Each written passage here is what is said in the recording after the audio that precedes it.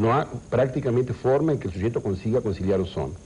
Então, nesse sentido, eu penso que no outro extremo, as pessoas poderiam... Finalmente, é descabida essa guerra que está estabelecida. Eu concordo plenamente pela questão da ética e do respeito, mas não essa questão de atribuir a partido político, e no caso, ao PT, realmente a culpabilidade pela transparência democrática, o que eu acho que é um valor e não, na verdade, uma culpa. Brickman, essa questão da espionagem, da denúncia do presidente do PPR, do senador Amin, e depois a confirmação do próprio ministro da Justiça, que preferiu não dar nomes. Como é que você avalia? Não, eu gostaria de ver nomes. Eu não acredito, e isso é palpite, eu não acredito que haja uma máquina montada. Mas eu vi, por exemplo, como no caso do deputado José Lourenço, citado pelo Izar, que houve uma ruptura de sigilo bancário. E aí não é transparência democrática, vereadora. Aí é sacanagem mesmo. Aí é usar o cargo para violar um direito constitucional que uma pessoa tem ao seu sigilo bancário, que só pode ser rompido a pedido da Justiça. E qual é o papel, eu quero saber o papel do funcionário público que, no exercício da função, se vê diante de indícios de corrupção? Existe a lei, Maria Lídia. Ele tem de representar a quem de direito e isso é mantido em sigilo. Agora, por exemplo, eu estava comentando aqui a notícia lida pelo Daphne de que a Pau Brasil é acusada de... Que eu saiba, a Pau Brasil não é acusada de nada. A Pau Brasil está sendo investigada. Quem diz que ela é acusada foram informações que pingaram nos jornais, que saíram de um inquérito que deveria ser sigiloso.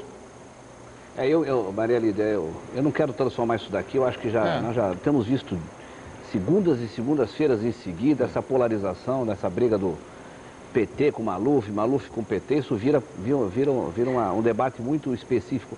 Eu acho que o que vale nessas questões todas são levantadas é o seguinte: é preciso tomar cuidado com a dignidade das pessoas. Exatamente. Eu acho que nós não podemos transformar este país num país da delação, da denúncia irresponsável. Tem caminhos para isso, tem caminho judicial, tem o caminho da Procuradoria-Geral da República, tem o caminho que é natural no processo democrático. Agora, há muita leviandade e isso nós precisamos coibir, porque isso atinge pessoas que às vezes você chega à conclusão que não tem nada a ver com a coisa. E a pessoa está manchada, está marcada e está marcada pro resto da vida. Isso é um problema da responsabilidade dos denunciantes. O PT tem um papel muito importante nisso. Tem sido, de vez em quando, tem havido exageros. Isso tem atingido a honra e a honorabilidade de pessoas. E eu acho que é preciso tomar um cuidado quanto a isso e é preciso fazer com que as regras normais da democracia passem a subsistir, inclusive em relação às pessoas. Nós não podemos ser omissos em relação a crimes, eventualmente percebamos um funcionário público percebe um crime. Agora, há caminhos legais para isso. Não pode se transformar todo instante isso em matéria jornalística. E os jornais também têm responsabilidade em cima disso. A imprensa também tem responsabilidade em cima disso. Não faça como o ministro generalizando. Só falei, a imprensa tem responsabilidade.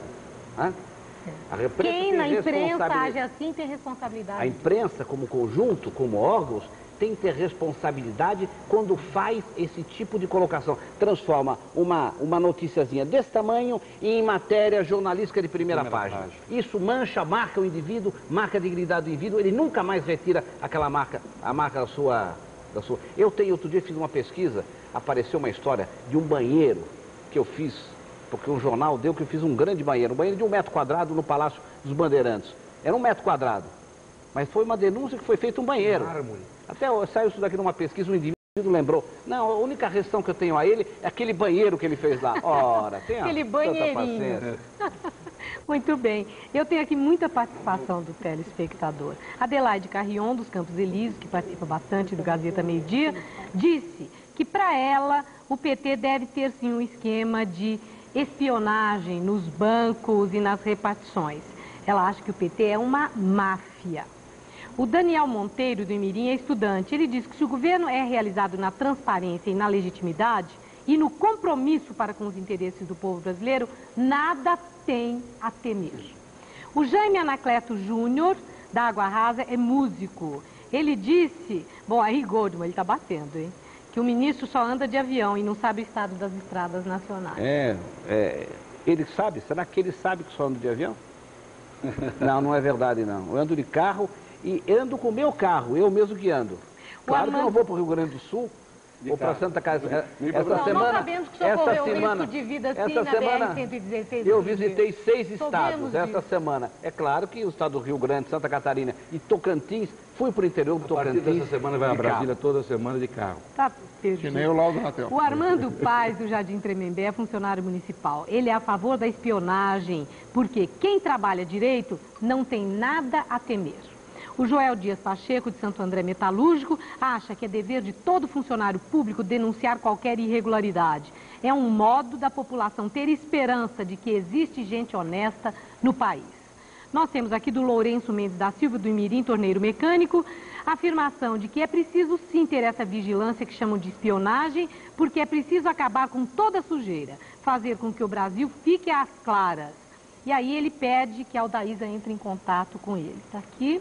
O Carmen Gregório, do Ipiranga, é comerciante, diz que o povo paga excessivos impostos e, entretanto, não há retorno. E aí lembra outros, dentre eles o IPVA, e reclama da qualidade das estradas.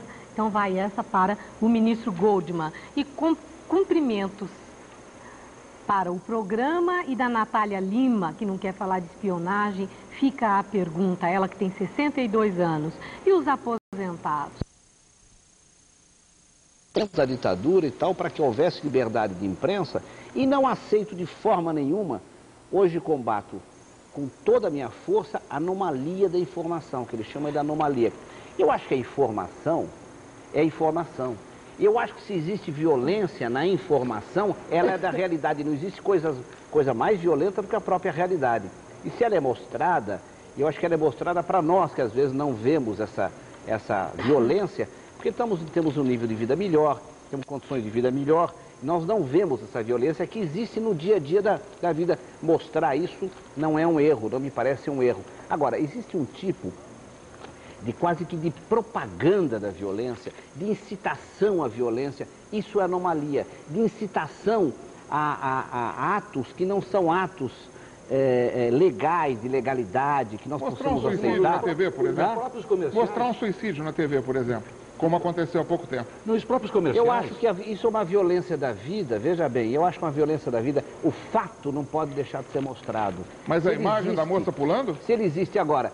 Se você vai transformar aquele fato numa demonstração de onde é que está saindo o sangue, como é que a cabeça se despedaçou, eu acho que isso já é uma agressão. Por isso eu defendo a existência de um código de ética para a imprensa, que é alguma coisa que tem que ser discutida. Nós temos que encontrar uma solução para esse problema. Nós não podemos ficar entre escolhemos a censura ou escolhemos a anomalia da informação. Isso só está acontecendo no Brasil. E nos países desenvolvidos não acontece, inclusive os comerciais. Que absurdo os comerciais que nós estamos assistindo, com momentos felizes, é corrupção, é ato sexual ao vivo. Quer dizer, não pode mais, gente, precisamos tomar cuidado. Nós temos ainda o conceito tradicional de família, precisamos pensar nisso. Estamos acabando. E o pessoal despreparado é que aceita aquilo. Essa é a verdade. Hoje, no interior do Brasil, no interior de todos os nossos estados, assistindo aquelas novelas, as mocinhas acompanham os artistas. É um pecado o que está acontecendo. Nós precisamos reagir. Não queremos a censura, mas nós queremos um controle e uma classificação.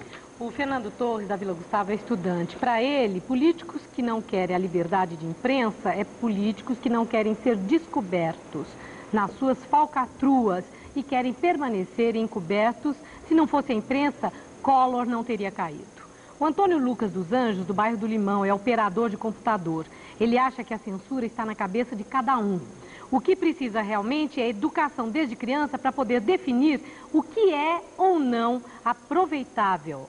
E o Antônio Lucas pede para a vereadora entrar em contato com ele. Eu tenho aqui da Orlando Perpeloni, do Planalto Paulista, um pedido para o secretário Izar entrar em contato. A Sônia Regina Souza, de Campo Belo, concordou com o Duailib, eu já havia falado isso, mas ela também acusa o recebimento da carta do secretário Izar. Ela agradece, está aí. A Maria Silvia Teixeira Camargo, comerciante de Indianópolis, se reporta ao que disse Espiridião Amin, presidente do PPR, e também o que disse o secretário Izar, que o PT é que faz bagunça no Brasil. O Fernando Túlio Colacciopo Sobrinho. Ele apresenta aqui uma denúncia, alguma coisa para a sua secretaria. E para o ministro Goldman, do José Gonçalves, eu tenho aqui um fax dirigido a ele, e ele chama a atenção que todas as denúncias devem ser apuradas, infundadas ou não. Viramos a página. A Polícia Militar revela que a maioria dos menores envolvidos em crimes aqui em São Paulo já passou pela FEBEM ou pelo SOS Criança. Veja a seguir. De reduzir o limite da responsabilidade criminal para 16 anos, considerando inclusive números como esses de crimes cometidos por menores. É por aí? Olha, eu acho que isso daqui não resolveria o problema. Eu acho o seguinte, veja bem, são 21 assassinatos nos 5 primeiros meses do ano em São Paulo. Eu precisava ter comigo aqui qual é o volume de assassinatos em geral.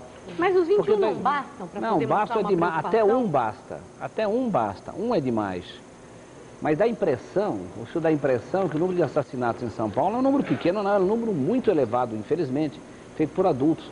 E eu acho que isso não resolve, eu acho que nós temos que combater esse problema mudando a ordem social, fazendo reformas mais profundas, diminuindo a miséria. Eu acho que simplesmente medidas, quase que medidas de policiais, não resolve o problema, pode até amainar. Evidentemente os menores vão estar conscientes de que não vão estar isentos, pode amainar, mas não vai resolver o problema profundo que existe numa sociedade tão injusta como a nossa. Bom, eu tenho 30 segundos. André, eu só queria, num argumento ao ministro, por exemplo, morreram nos últimos 2 meses 247 homens na rua, quer dizer, que é também uma forma de violência. E esses menores, na maioria, estavam no SOS Criança e também na FEBEM, a integração dos programas sociais. Olha, eu só queria lembrar uma coisa, nós não somos favoráveis à violência de forma alguma. Só estou lembrando essas entidades existentes que reclamam sempre quando morre um menino de rua, nós reclamamos também. Eu quero lembrar que tem gente morrendo sem ser de rua também, como esse menino de 14 anos que foi assaltado para tomarem o tênis dele. Então, nós precisamos nos organizar em termos gerais. Nós terminamos aqui o Gazeta Meio Dia de hoje. Nosso tempo terminou. Como sempre, a gente acha que